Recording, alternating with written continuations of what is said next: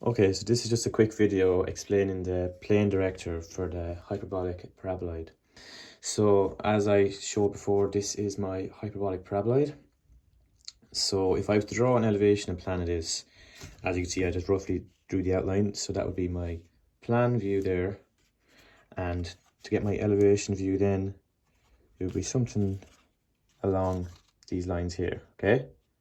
So that's just a general outline of my hyperbolic paraboloid. So we know that our hyperbolic paraboloid, when we look at the, so in order to get the plane director, we have to make sure that both of our genectrices are parallel. Now in this question, both of the lines, so AB and CD, are already parallel, just how I made it.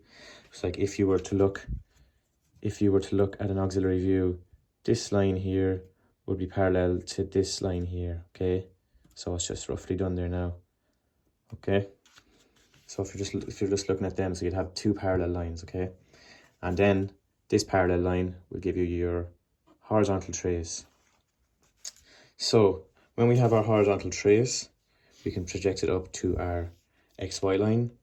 In order to get our vertical trace then, what we have to do is we bring C up and we bring C out across, but also we must bring C parallel to the HT, the horizontal trace.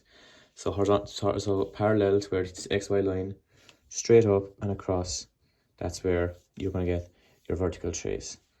So now, if I was just to bring my phone around like this, and I was to bring an edge view like that, we could see a 3D version. Let's see, let's move my phone. So we have a 3D model of how our vertical trace and our horizontal trace should look.